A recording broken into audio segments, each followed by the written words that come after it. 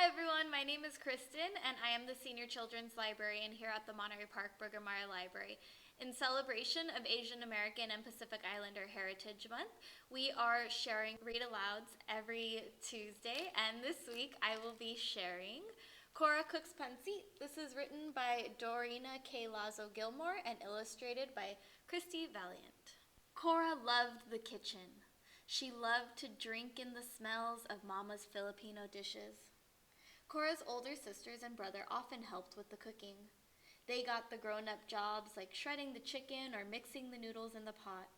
They sliced vegetables and rolled lumpia into tidy egg roll shapes. Cora was stuck with kid jobs like drawing pictures in the flour or licking spoons. She longed to be a real cook. One day, Cora's three older sisters headed to the mall. Her brother darted outside with his baseball glove. Now was her chance. Cora popped her head around the corner. "What are we making today, Mama?" Mama wiped her hands on the front of her red apron. She put her hands on her hips. "What would you like to make today?" asked Mama in her buttery voice.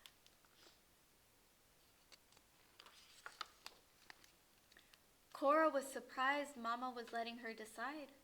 She scrunched up her pug nose and began to think. All her favorite Filipino foods danced in her head. Lines of lumpia pranced in rows. Adobo chicken legs bebopped in time. She saw a large bowl of pancit. The thick noodles and vegetables curled and swirled in a dance party. Yum. "Will you teach me to make pancit?" she asked. "Of course," said Mama. "Would you like to wear my red apron?" Cora was a real cook now. The apron was a little too big, but it would do. Mama helped Cora tie the strings around her back and make a neat bow at her belly button. "This apron belonged to Lolo, your grandpa," said Mama. "He wore it when he first came to California.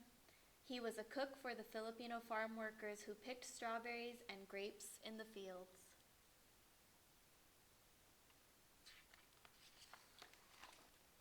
"Did Lolo teach you how to cook?" Cora wanted to know. "He did," said Mama. "I followed him each day to the big kitchen. He created all kinds of dishes to fill the hungry workers' tummies. While he cooked, he told stories about the Philippines where he was born." Cora nodded as she listened. "Lolo told us about the countryside where he grew up. His family harvested pineapples, bananas, and papayas. He used to eat smashed fried bananas and sweet rice wrapped in banana leaves." Cora stuffed her hands in the deep apron pockets. She imagined Mama and Lolo cooking together. She saw Lolo as a boy unwrapping the banana leaves and scooping the sweet rice from inside.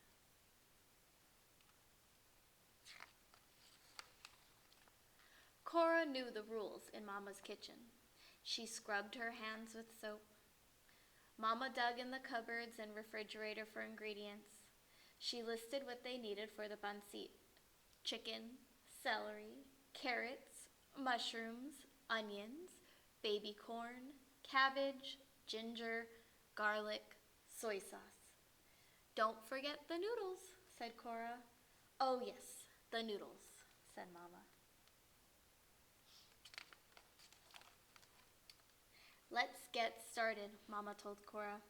"Open the package of rice noodles and put them in this bowl of water. Do you know why we soak them?" "So they get soft," answered Cora. "You've been paying attention," said Mama with a wink. Cora opened the package. She plopped the big clump of noodles into the bowl. Meanwhile, Mama took out some chicken she had cooked earlier. This was Mama's special stash. She used chicken for all kinds of Filipino dishes like tangon, chicken curry, and lumpia. "Want to help me shred?" asked Mama. Cora's eyes grew wide. A grown-up job. She was ready. She pulled the chicken pieces apart the way her older sister Prim did. She placed them on a plate. Cora snuck a tiny bite of chicken. She rolled it to the back of her mouth before Mama noticed. The salty taste tickled her tongue. "I'll chop," said Mama. Cora arranged the vegetables in neat rows. Mama chopped celery stalks, carrots, cabbage, and onions. When Mama started slicing onions, tears ran down Cora's cheeks. She looked up and saw Mama's watery eyes. "Onions make us cry," sang Mama, and they both laughed. Mama took out her huge pancit pan with the shiny copper outside and big handles. The pan was deep enough to hold all the ingredients. Cora danced on her tiptoes to see inside. Mama asked Cora to step back while she added some oil and the vegetables to the pan. The pot began to hiss and sizzle. Mama added spices too, garlic, ginger, and a splash of soy sauce. Cora loved the smell of garlic. "Can you check the noodles, Cora?" asked Mama. Cora scratched her head. She tried to remember what her sister Sarah did when she checked the noodles. Cora thought she should sniff the noodles, but she picked up the bowl too quickly, and water sloshed onto the floor. "Are you making a mess?" asked Mama with a pointy eyebrow. "Silly Cora, you just need to touch the noodles with 2 fingers to see if they are soft." Mama laughed and handed Cora a towel to mop up the mess. Mama went to work straining the noodles.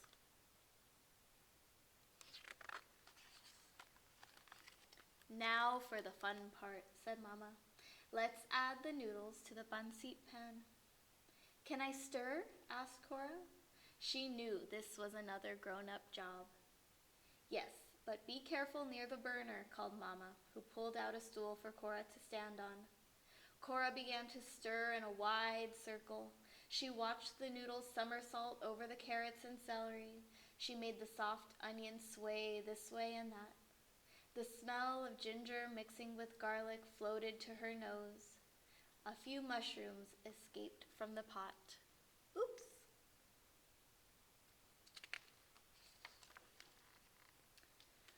That night, Mama brought the food to the table. She set out a platter of adobo chicken, 2 plates of her special lumpia with dipping sauce, and a bowl of pineapple slices. Cora's brother and sisters came to the table one by one. Daddy sat in his usual spot at the head of the table. Cora watched his eyes grow wide as he checked out all the food. He licked his lips. Finally, Mama set the steaming platter of pancit in the middle of the table. "You made pancit without us?" hollered Cora's brother, Kristin. "Who did my job?" asked Prim. "Who checked the noodles?" Sarah needed to know. Mama replied, "Cora did all the grown-up jobs." "Really?" said Daddy. "That's my girl." Cora scrunched together her eyebrows and bit her lip while the family tasted her pancit. Did she do everything right? Would they like it?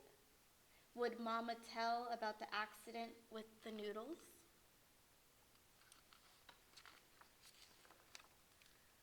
"Pretty impressive," smiled Cora's sister Irene.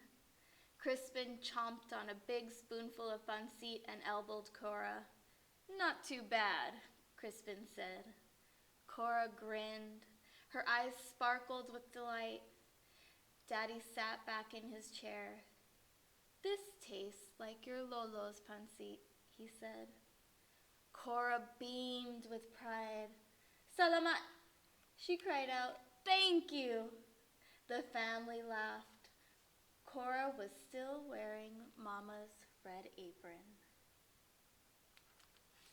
The end. Now, if you decide to check out this book and you flip all the way to the back, you can find the recipe for Lolo's pancit and you can make it at home with the help of a grown-up for yourself. So, Visit the description below and click on the link if you would like to request this book for Contactless checkout or check it out from the library. Thanks so much for joining us today. We will see you next time.